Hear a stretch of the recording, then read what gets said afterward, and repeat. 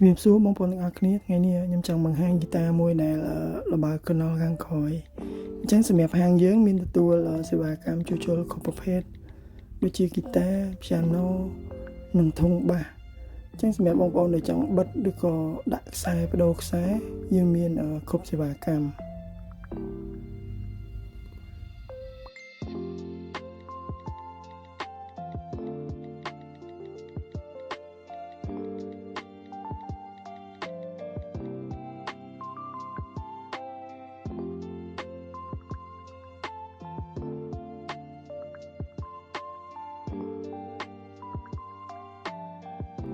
អញ្ចឹងឥឡូវយើងបានបិទវារួចរាល់